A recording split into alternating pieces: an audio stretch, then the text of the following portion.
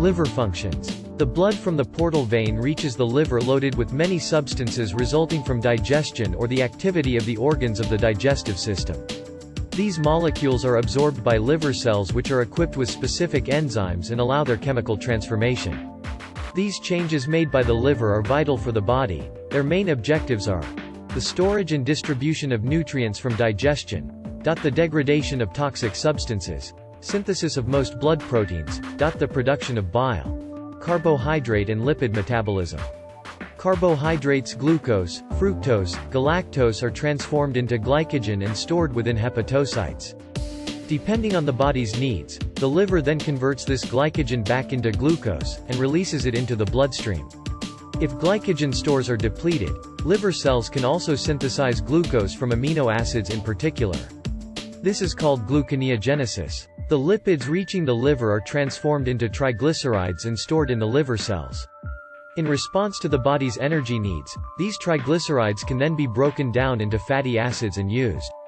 Synthesis of blood proteins. From proteins and amino acids resulting from digestion, liver cells synthesize the majority of blood proteins, albumin, all globins, hemoglobin, globulin, etc. and coagulation factors. In case of hepatic dysfunction, there is therefore a deficit of these proteins in the blood. The lack of albumin leads in particular to ascites. Bleeding disorders lead to bleeding.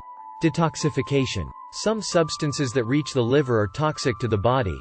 The role of the liver is to break down these substances into non-toxic products. Liposoluble products are then returned to the bile, then to the intestine, and eliminated in the stool. Water-soluble products are returned to the blood, which leads them to the kidneys. They are eliminated through the urine. Thus, ammonia, which is naturally produced by the colon during the decomposition of the digestive contents, has a strong neurological toxicity. Led to the liver by the portal vein, it is broken down by hepatic cells into urea, then eliminated in the urine.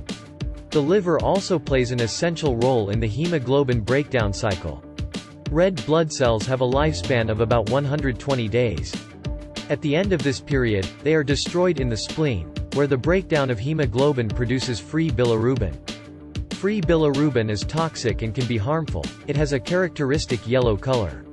It reaches the liver through the blood and is converted there into conjugated bilirubin, which is non-toxic. This is then poured into the bile, of which it is one of the major components.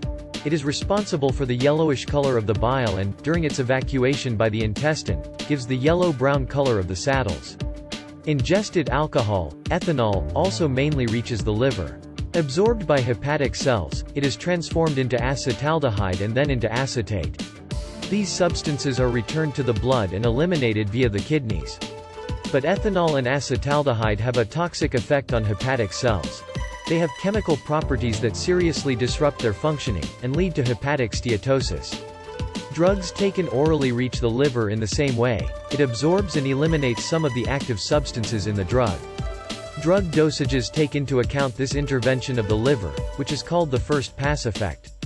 Production of bile. Liver cells continuously secrete bile. A yellowish liquid, bile contains bilirubin, bile acids, cholesterol, lecithin and many other components.